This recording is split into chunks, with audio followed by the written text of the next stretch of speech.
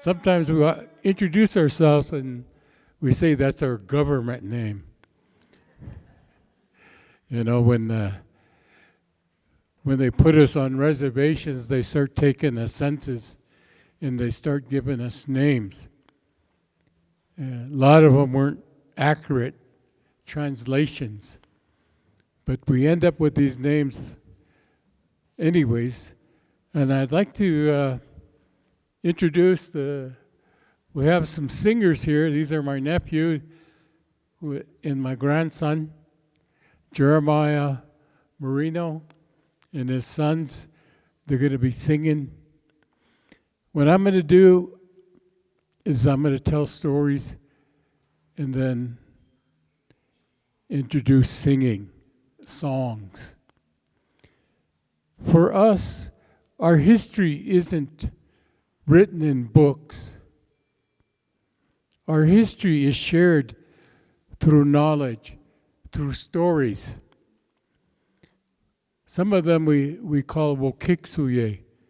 Wokiksuye is stories that are remembered and passed down. So our families, we all carry different stories about that battle.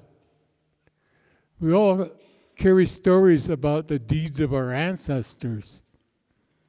We also have Waniyatu Iya Wowapi, which means the winter count. And the winter count was recorded on buffalo robes, typically. And they represented each year in the calendar.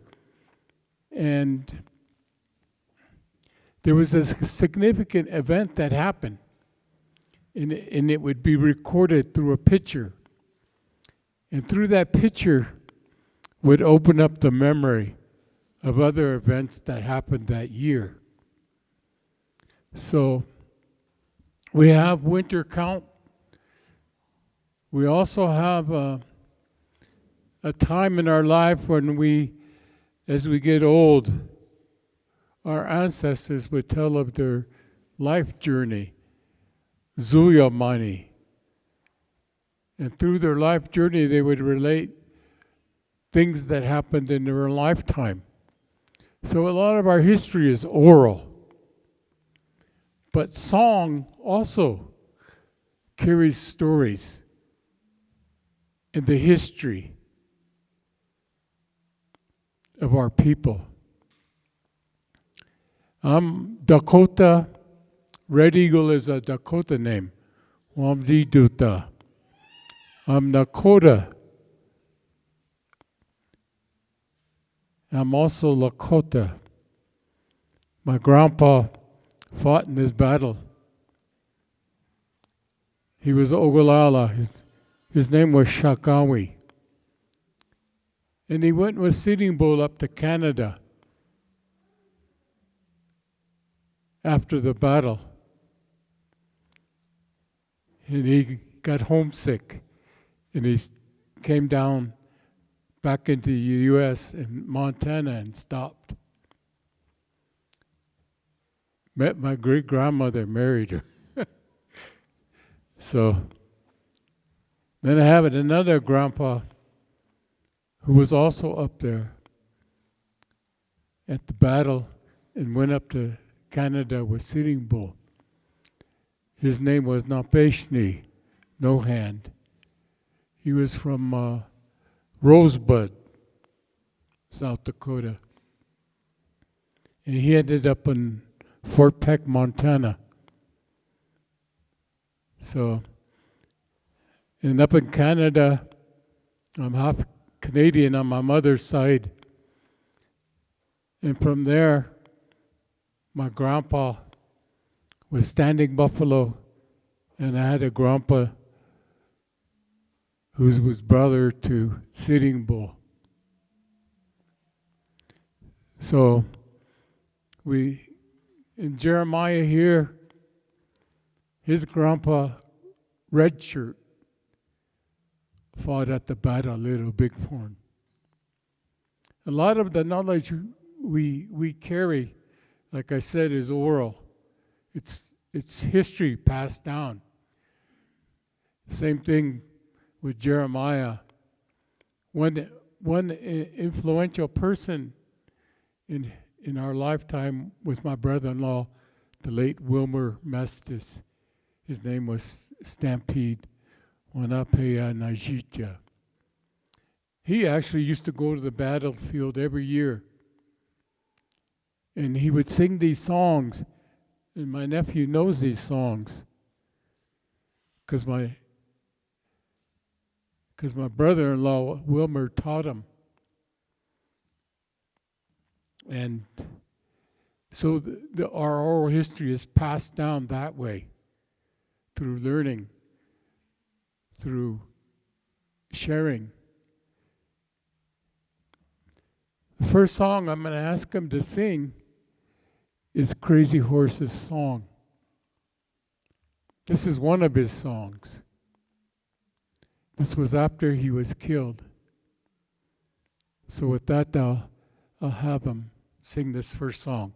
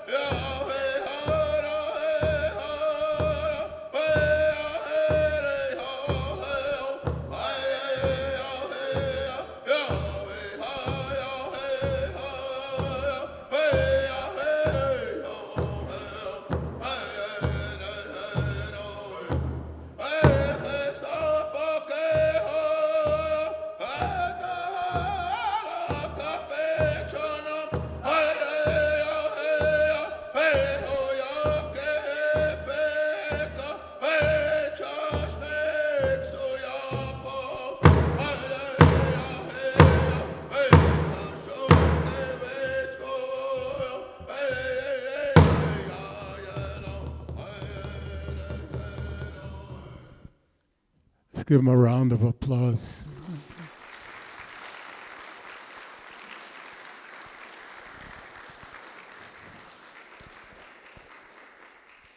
I decided to share and talk about this song first because we're at Crazy Horse Monument.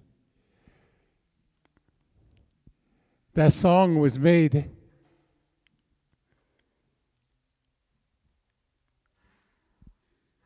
after he was killed.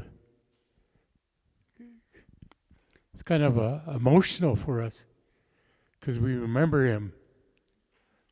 And remember what he did for us. That song says, when you look upon the black hills, remember me.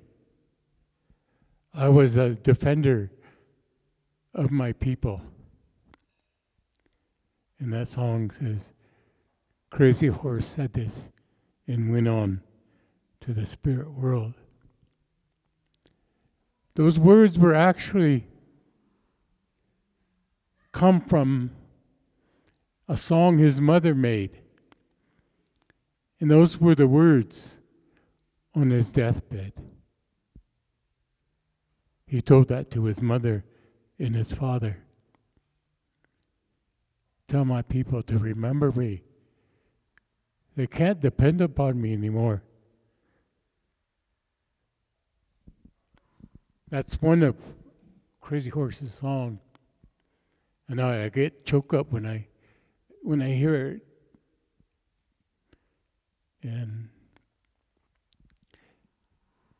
But they said after the battle, he was on the run. Then one day he looked upon his people, his followers. They were still with him because they were on the run. They didn't have any lodges or teepees. Their clothes were ragged. They were suffering. But still they didn't give up. They didn't quit him. But he looked upon them and decided to come in and surrender at Fort Robinson. He traveled down and he stopped at 4 different places. One of the places he stopped was Rapid City, Miniluzaha. That's where he was born, along the Rapid Creek. And he came down and he surrendered. He had another song. I think these boys know it, huh? His war song. As he surrendered, as he came in, they start singing this song. This was his song as he was a war leader. But he was actually a spiritual leader. He had 7 medicine men that helped him. But because of the environment and the world, he became a protector. But he had those 7 medicine men help him, give him protection so he could protect our people. But as he rode in to surrender, they start singing this song. And everybody knew that it was him coming. So they all came out. They all also joined in the singing. And this is the song.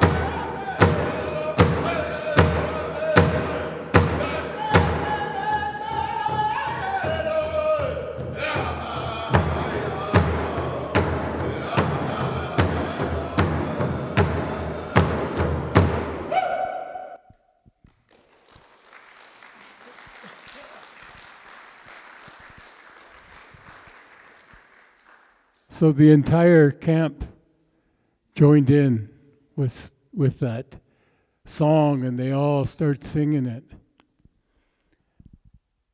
In the movies, where you hear a lot of hooting and hollering, war cries. We call it a gishapi, means a man's yell, kind of like this. The idea behind that was to show pride, but also when the settlers first came across our country in the 1840s, by wagon train to go to California, where the gold rush was. We first encountered them. We stood on a hill and we looked down at them. And we did that war cry. And the war cry was meant to let them know, hey, we see you. But also to try to put fear in them. The last thing we wanted to do was take a life. To take a life was the last result in the defense of our people. Our word to take a life is tiwichaktepi. What it means, Ti is a home, tipi. Wichak is mankind, male or female. Ktepi, to kill. So we took taking a life very seriously. When you take a life, you end the bloodline of that person. So to take a life was very, very serious. So that was the last thing we tried to do. The bravest thing they could do was to count coup. Maybe you heard about that. Bravest thing you could do is get close enough and touch the enemy with your bare hand and get away with your life. There was more honor in doing that than to actually take somebody's life. It was the last resort. Anyways, Crazy Horse had to respond to the times, the encroachment on our lands. We call this Wamaka Chante Oganaka, the Black Hills. It's the heart of the earth for us. There's a time in history when a continental shift occurred. People know that. That's the third change on earth. And they say we went under the ground to survive. When the earth came to settle again, we emerged back onto the earth. And this happened over in Wind Cave. That's why the Black Hills is important to us. Anyways, Crazy Horse was at that battle of the Little Bighorn. And he used to rally the men up. You know, one of the words he used to say was, Hokahe. What it means is, let's do it. But it's often mistranslated as, it's a good day to die. It's none of our words in Lakota are even in Hokahe that says good day to die. He also used to say, Makaki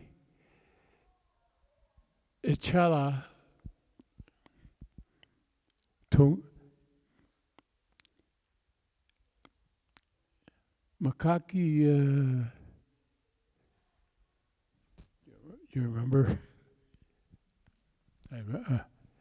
He used to say, only the earth lives forever. Makaki Ichala Trehan. Yeah, it's a good day. Only the earth lives forever. So he would use those terms when he rallied up the men to defend our people. I heard, like I said, many of our families, we have stories. There was the Lakota there. There was also the Dakota were there. The Nakota were there. The Arapaho were there. The Cheyenne were there. I worked with a guy who wrote a book on the Battle of Little Bighorn. And he would call me up and say, hey, I heard the Cree were there. Yeah, that could be true. I heard this other nation was there. Yeah, that could be true. You know, the Grovons were there. Another tribe. You know, before that battle, he had Sitting Bull had a vision. And in the vision, he saw the soldiers falling into the village. And he sent a message out to different nations to come, and he was going to share his vision of what he saw with them. That's why there was all these different nations there. But Sitting Bull was a spiritual leader as well. You know, he had just completed a Sundance ceremony. And that's where he had that vision of the soldiers falling into camp. And he sent out scouts to these other nations to come. And some of them came. That's why that history guy said, I heard their Blackfeet were there. Yeah, they were probably there. Because he had Sundance too as well. He was a spiritual leader. And a lot of his followers, Sitting Bull, his followers were Dakota, Nakota, and Lakota. Uncle Papa Lakota. They were a mixed camp.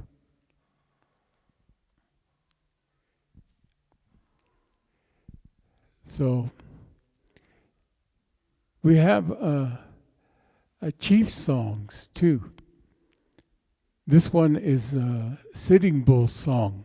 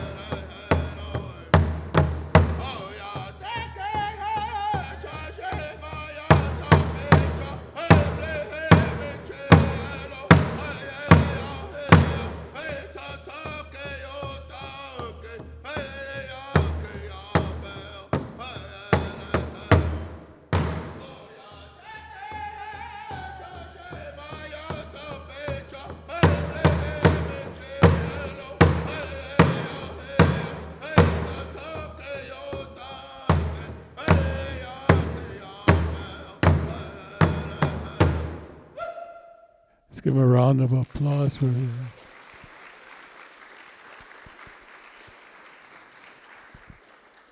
There was other chiefs too involved, like from the Dakota Inkpaduta.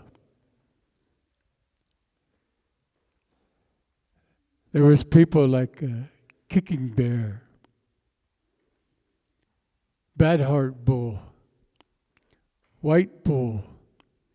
I could go on and on with a lot of those who were involved with the fighting there. Many of them, they kept silent. They kept quiet about what happened. They didn't want to talk about it. Because after some of these wars, like with the Dakota, there was a bounty on their scalps. Some of our relatives fled to Canada, like Sitting Bull. Their name on treaties were, they had bounty hunters who had their names on treaties. And they went up to Canada, kidnapped them, took them back across, scalped them, turned them in for the reward of $25. So, because of that, many relatives kept quiet about their ancestors' involvement. I had a friend up in Sioux Valley, Manitoba, Dakota. He told me when visit, my grandpa was one that took out Custer. His name was Chokatahu, burnt in the center. He said, but my grandpa didn't talk about it. And he only talked to our family, and he told us not to tell anybody because he was afraid they were going to come after him.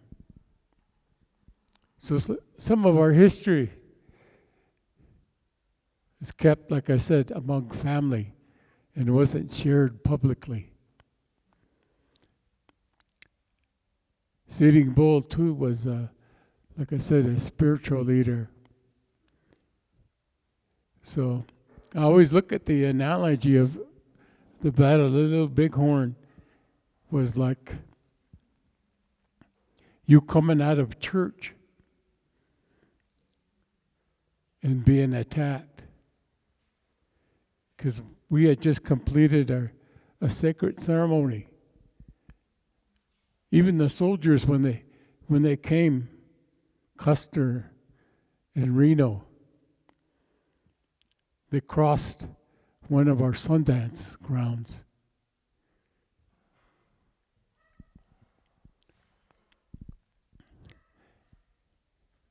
We have songs too. These kind of songs, these chief songs talks about how Sitting Bull was.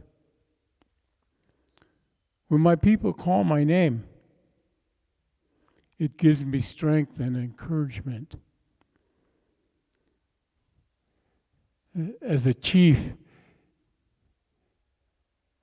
they were taught to take care of the people first. The people always come first. So many times the chief was the poorest because they gave everything to the people.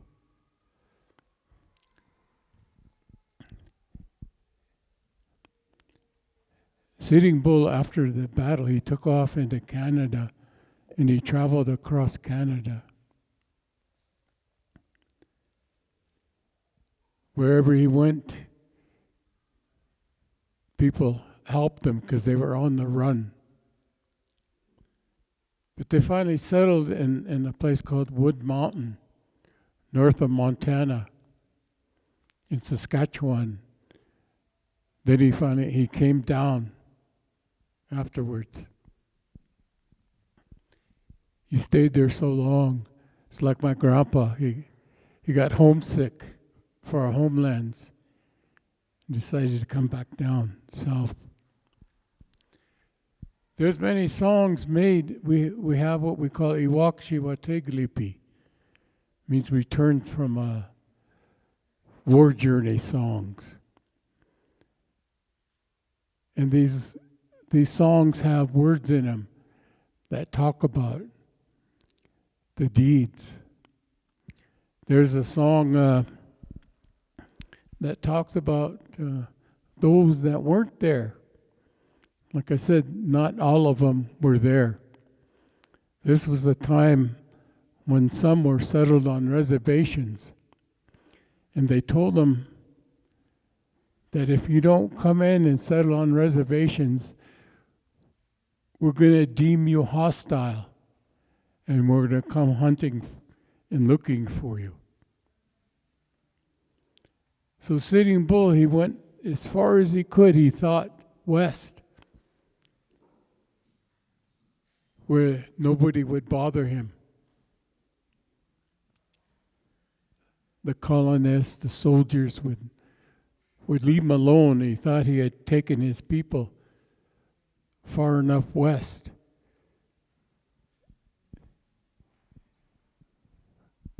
But apparently not. Anyways, we have songs too for relatives that weren't there. Kola dokile. Kola in our language means friend. For the Ocheti Shakawi, that's the Nakota, Dakota, and Lakota. Lakota Kola is friend. If you're Nakota, you say Kona. If you're Dakota, you say Pepsi. Just throw a little humor there. And if you're not a friend, you're an uncola. Just to throw a little humor here. Life isn't always serious. We like to laugh and joke too, Laughter is medicine. So this is a song I'm asking them to sing about those that weren't there in the battle.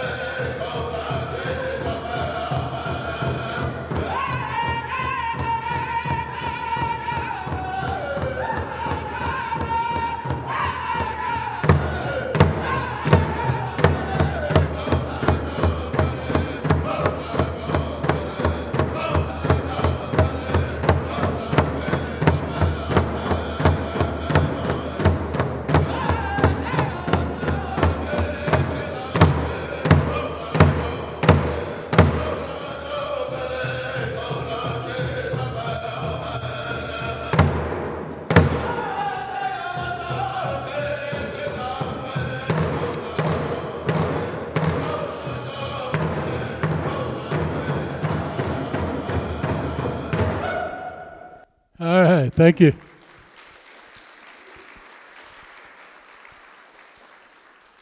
That song is still used today, but the original meaning of it was kind of a taunting song or teasing song. Like I said, not all of the entire Sioux Nation was there. There were some who were on reservations that missed the fight. And that's what that song says. Kola dokele, friend, where are you? Waziata, up north, they're fighting. Kola dokele, kola chiape. Your friends are crying. So we have songs too that that tell the story of that battle. That particular song was made after the Battle of Little Bighorn.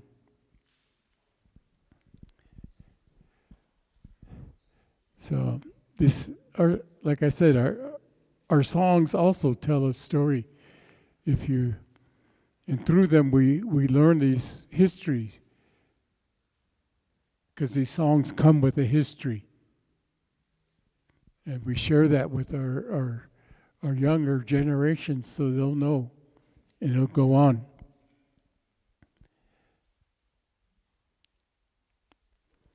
There's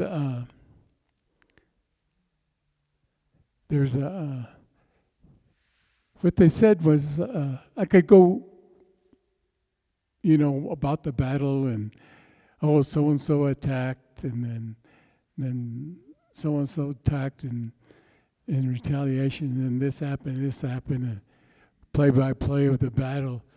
But I thought to do a different approach to it. When Reno was the first one to attack,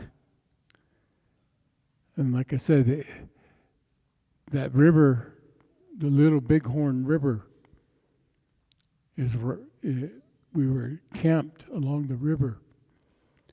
Fresh water supply, fresh wood, fresh grass for the horses. So that's where we camped. And then a long time ago, we had scouts or sentries. And the scouts came back, and they reported that soldiers were coming. We called soldiers Milahanska, which means the long knives, because of the swords that they carried. Custer, we called him Plehihaska, long hair, because as a soldier, it was unusual for him to have long hair. They also call him Pehiji, yellow hair, because he had yellowish hair. Anyways, Reno came first. Then our ancestors seen him. The scouts came and told them we were coming. So gather up your weapons. They took off and they rode in towards Reno. He crossed that river. They chased him back across that river. There's some trees there. They hid in trees. Most of them were taken out. I think maybe eight soldiers survived that. Then they came, Custer. Now, when Custer came, Sitting Bull was doing. You hear stories Sitting Bull wasn't involved, but he was actually involved in the fighting, in the defense. Also, Crazy Horse. He didn't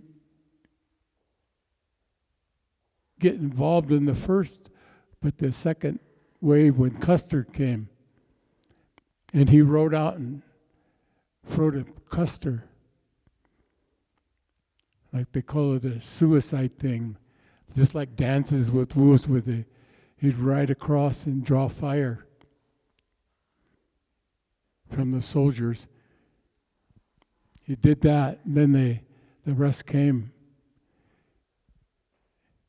During this, the battle there on that last stand hill, they talk about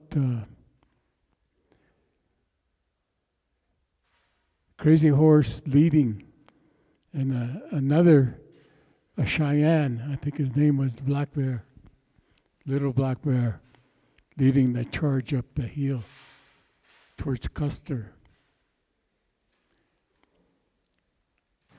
So I'm going to have them sing one of the victory dance songs. We call it Iwakshi Wateglipi. There's a series of them about about 7 of them that were made after that battle.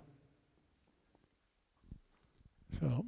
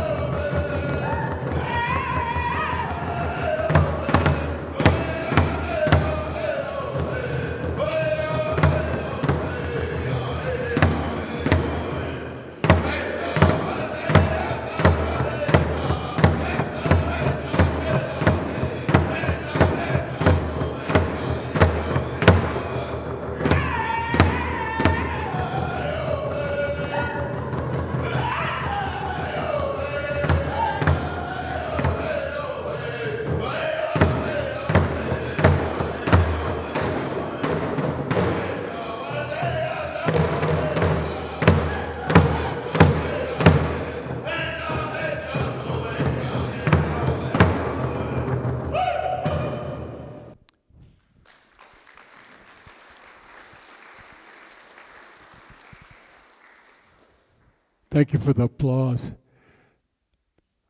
I could sit here and talk all day. I guess that comes with old age. But I'm on a time limit here. And to share one more thing. After the Battle of Little Bighorn, the Ogallala, they gathered at Devil's Tower. That's where they had their Sundance. Long ago, they had one Sundance. During that time, they shared some of the victory songs that were made after the battle. We have a song called Ishlata Wachi, a sneak-up song. And my father-in-law, the late Chief Oliver Red Cloud, asked him one time the history of that song. That's what he told me. The song was made after the Battle of Little Bighorn. It represents the 4 charges up the hill, where Custer was on top. There's a rattling drum beat, a rolling drum beat. It represents the firing of guns on us. Then our warriors, they got down low in the grass. When the soldiers stopped firing to reload, they got up and they charged forward.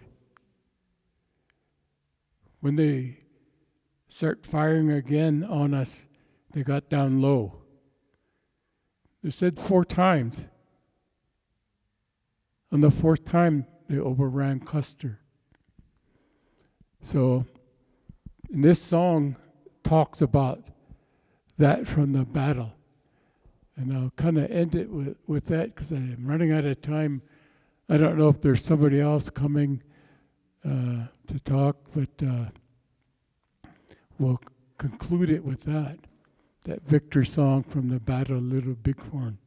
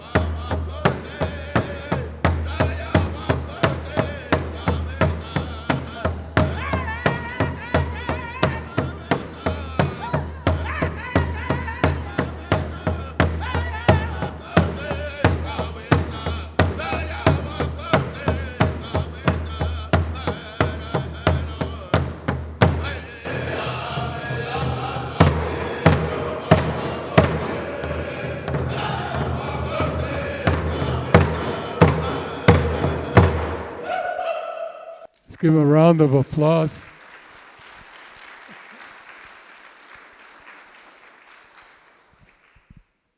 I'd like to thank Crazy Horse for inviting me to come here and share.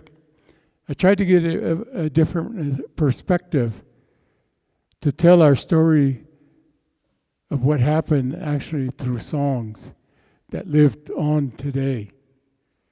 And throwing a little bit about, I can't include everything, there's not enough time, but I thank the Crazy Horse CEO right here for inviting me, Mr. Whitney Renconner, and I ask him to say a few closing words. Also the boys here, Jeremiah and his sons.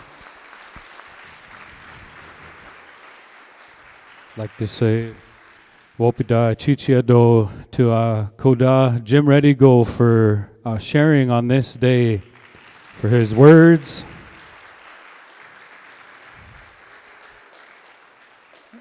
Jim carries a wealth of knowledge of a lot of traditional stories of our people, and he's traveled around the world as a dancer, as a kind of a head staff at a lot of our celebrations, and so we're very thankful he took time out of his schedule to be with us today, and he'll share another presentation at 3:30 later today for those that, if you have any friends that you'd like to invite to that presentation. So at Crazy Horse Memorial, I'd like to acknowledge our board chair, Dr. Jade Herman. She's back here. She's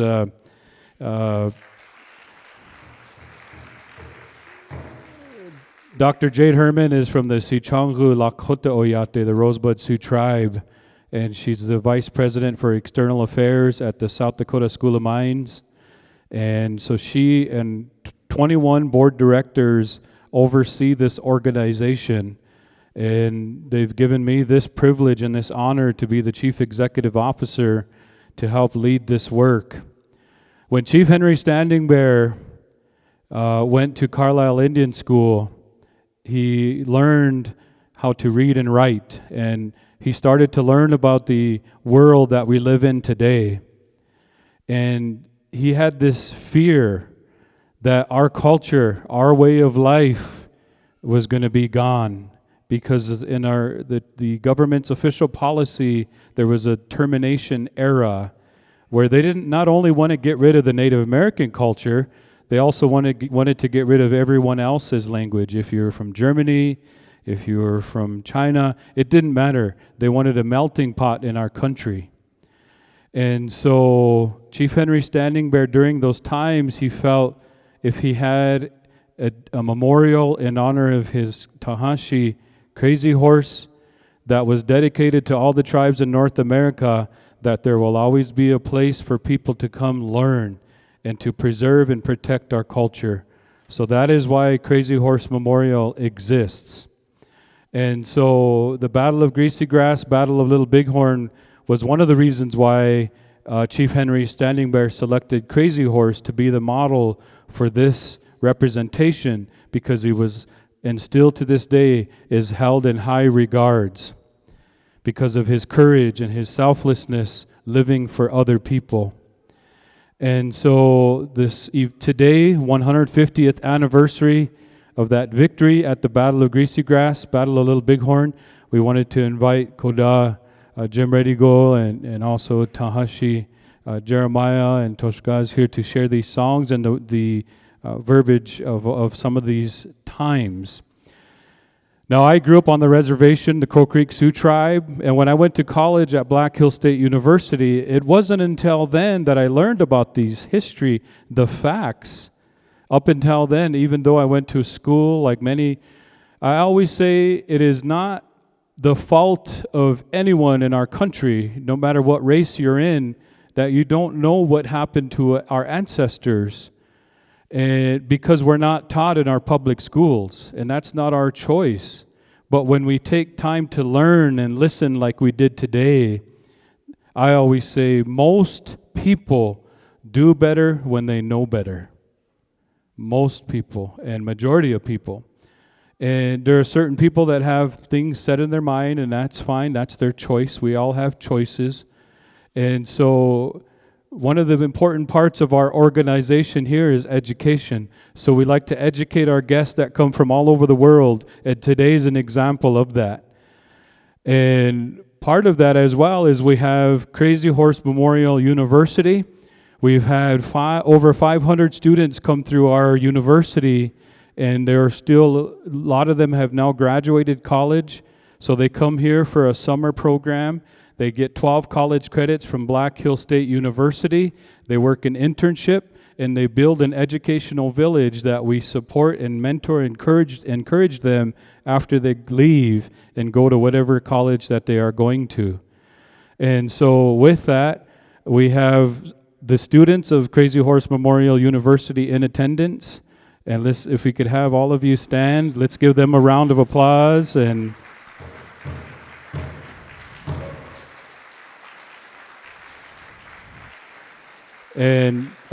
students, if you could come on up and shake Jim's hand and thank him for his teachings and his time that he spent with us today.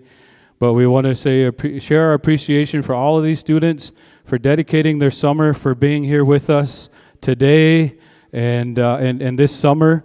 And the staff as well, we're very grateful for all of them and for what they do.